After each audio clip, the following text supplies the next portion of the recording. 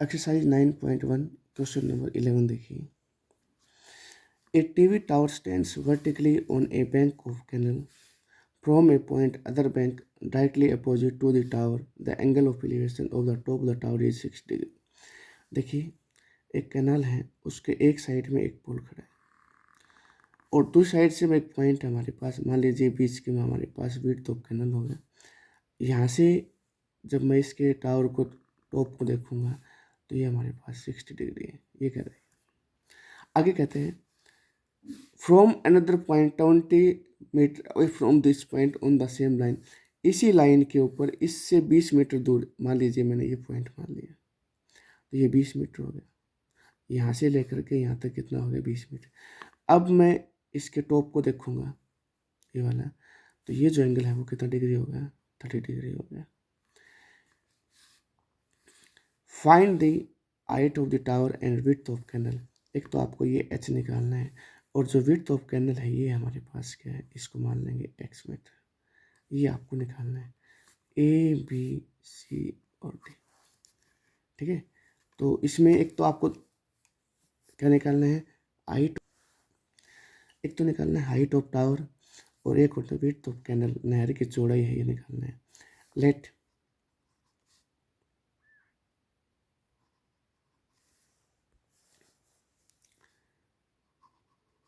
Height of tower एक है A B और is equal to H metre. Let width of canal,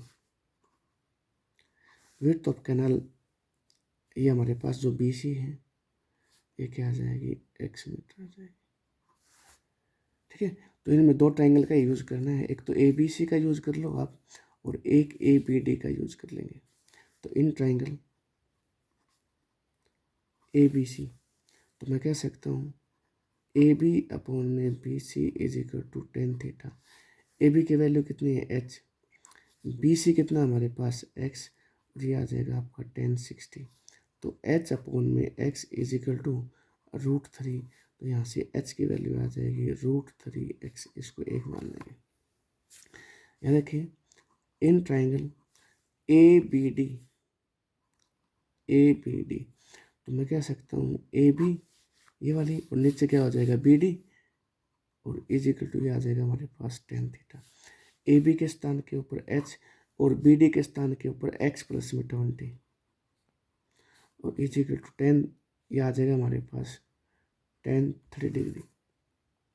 कितना आ जाएगा, 10-30 डिग्री। एच अपॉन में एक्स प्लस में 20 और इज इक्वल टू कितना आ जाएगा हमारे पास 1 अपॉन में √3। तो यहाँ से एच की वैल्यू आ जाएगी एक्स प्लस में 20 अपॉन में √3, इसको मान लेंगे 2। अब पहले इक्वेशन में भी एच की वैल्यू है, दूसरे इक्वेशन में भी एच की वैल्यू है, दोनों को आप कंपेयर कर दो फ्रॉम 1 and 2। तो 1 और 2, यहाँ से एच क्या आ जाएगा √3x और यहाँ से आ जाएगा एक्स प्लस में 20 अपॉन में √3। इसको इससे मल्टीप्लाई करोगे तो क्या आ जाएगा 3x is equal to x plus में 20। 3x minus x is equal to 20, तो x 2x is equal to 20। तो यहाँ से x की वैल्यू कितनी आ जाएगी 10। इसको रख दो पुट इन फर्स्ट। ठीक है, तो फर्स्ट में क्या था, h is equal to √3x था ना, तो यहाँ से h की वैल्यू आ जाएगी 10√3। इसका मतलब क्या होगा, हाइट ऑफ जो टावर है, हाइट ऑफ टावर वो तो आ जाएगी आपके पास 10√3 मीटर और width of canal, width of canal वो आ जाएगी आपके पास 10 मीटर।